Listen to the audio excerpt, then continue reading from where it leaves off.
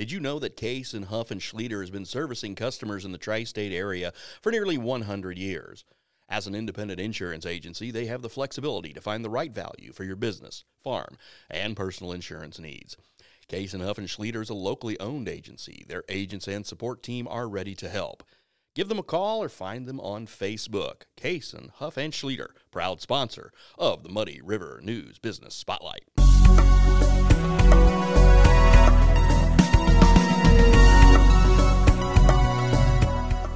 Welcome to the Muddy River News Business Spotlight. We'd like to thank our sponsors, Case and Huff and Schlieder Insurance and area distributors.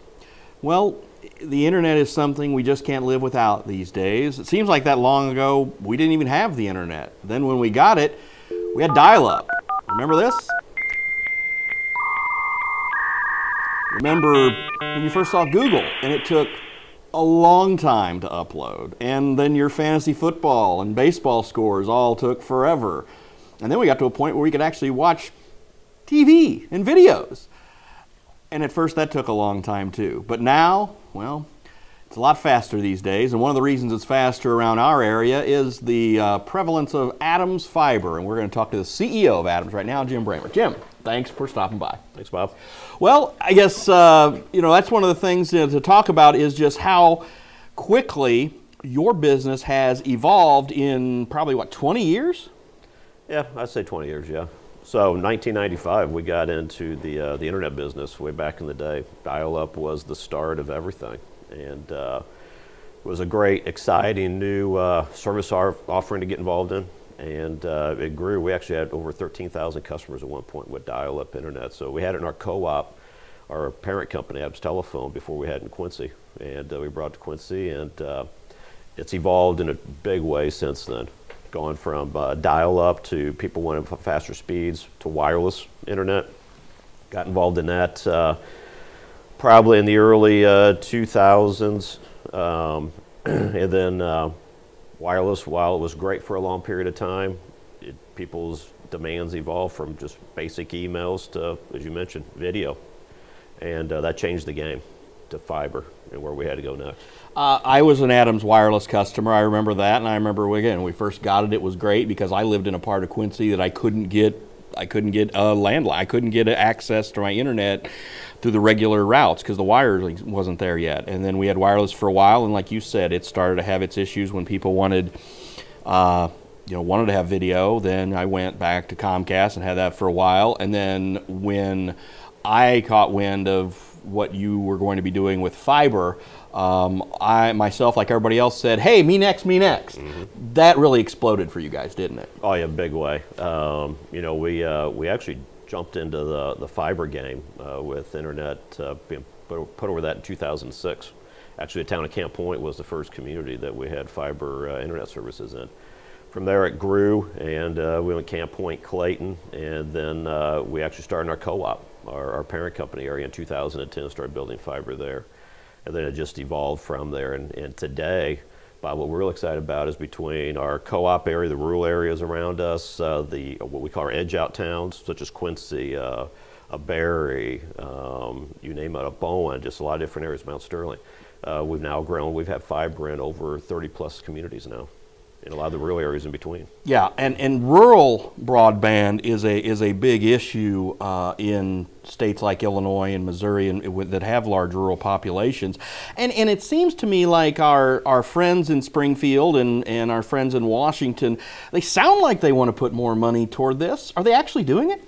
Yeah, this is something we've been out in D.C. talking about for several years now, probably 10 years at least. And unfortunately, it took the pandemic for everybody to realize how important this was and how they need to make a difference with broadband, and especially with strong broadband services. So, when you look at the state, they have their Connect Illinois program that they rolled out a little over a year ago.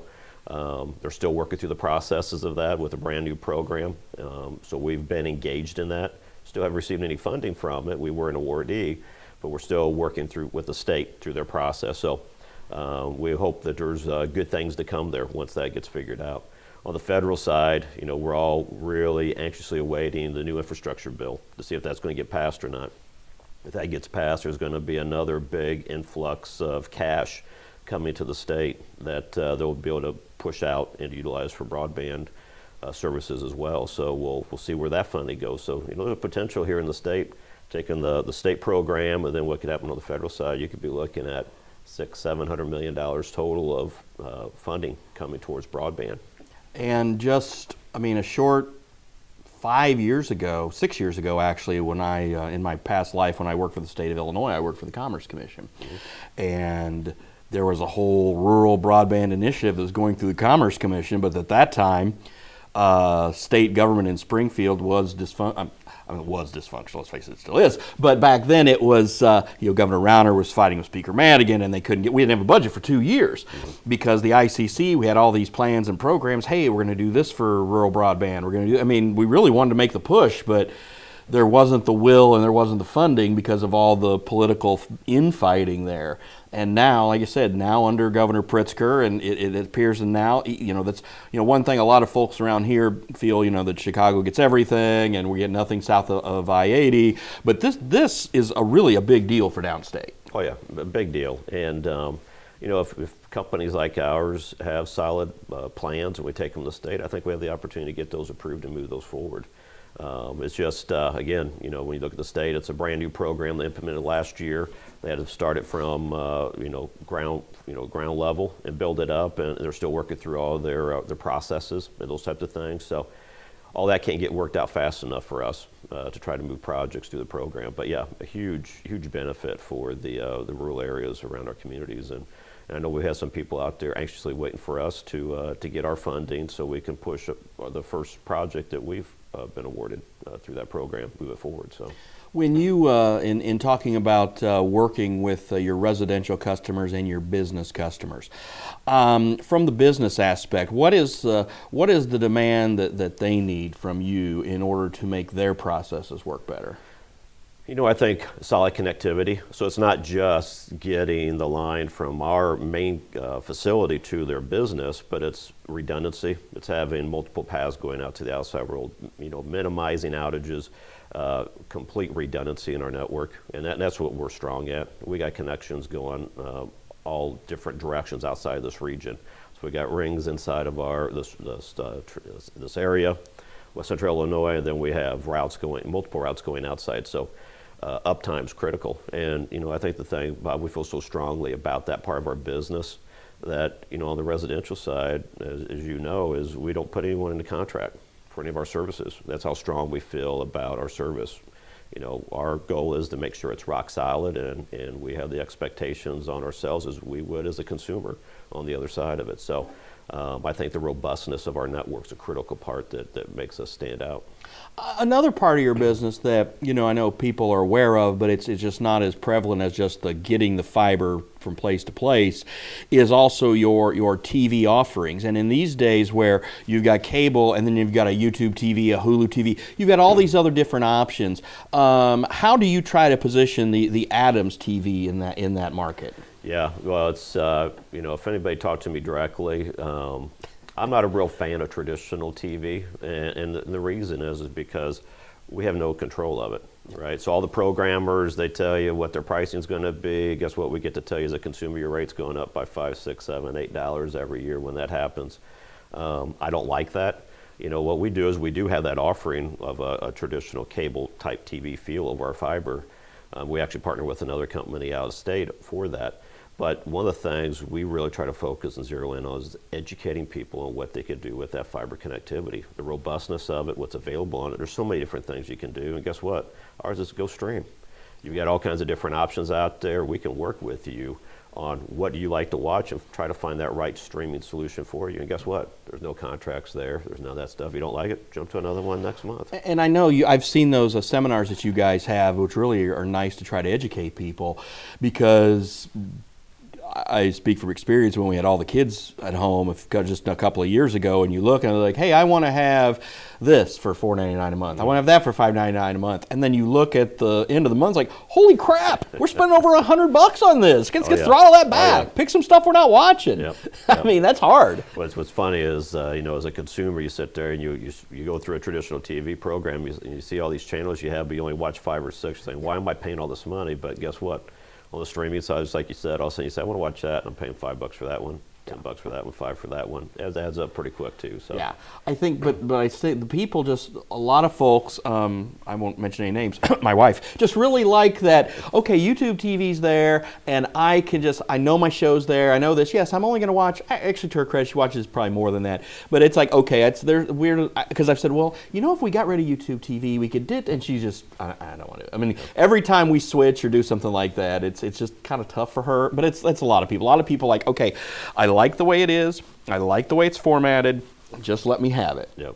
And if it works for them, great. I'll pay that couple of extra bucks. Yep. But then if it's something that they like, and then that format or that streaming service makes a big change, where it's like, wait, they moved all my stuff. That's frustrating for people too. Yep. So I think if we're talking about with what you do when you try to educate streaming, it's get the consistency, deliver the product, and just make it in the most efficient way possible, right? Oh, yeah, no doubt at all. And the great thing is there's just so much stuff you can do with the internet. And so if you have a solid connection, it's just not about video, it's about all your security stuff in your house. It's amazing all the devices you can connect in your house today. It's just crazy. And if you go back 5 years ago and you think about what's going to come down the road, there's a lot of things you couldn't even imagine today. Yeah. I always get a kick. We did this one time at a meeting. We actually played some of the clips from the old Jetsons TV show when we were younger. And you look at the stuff that they were doing back then. Where's my flying car? Well, you know what? It's quite amazing because they're doing some of that stuff now. May not be out there for the general public, but it's amazing what technology does, and this fiber infrastructure enables that. How much of, since we're Quincy proper and it's the biggest city in our area, how much of Quincy do you have covered in fiber right now? 100%. It's all covered. Yeah.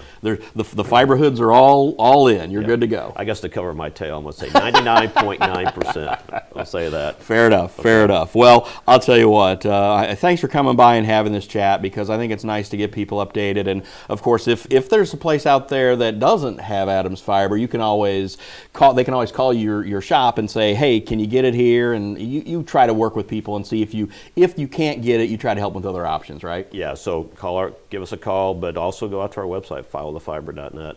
That's a key issue, because you can see where fiber is today. But if you put that in there, we capture that information, and we'll look at that and see what we can do for you. Jim, thanks for your time. Yep, thanks, Bob. That's all we have for today's Business Spotlight. I'm Bob Goff. Have a great week.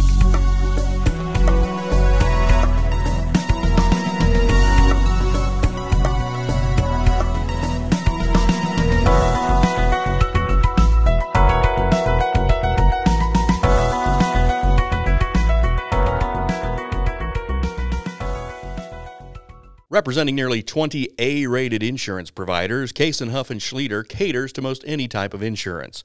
Business, farm, home, auto, and health. For nearly 100 years, their team of experienced professionals is second to none in providing coverage for your insurance needs.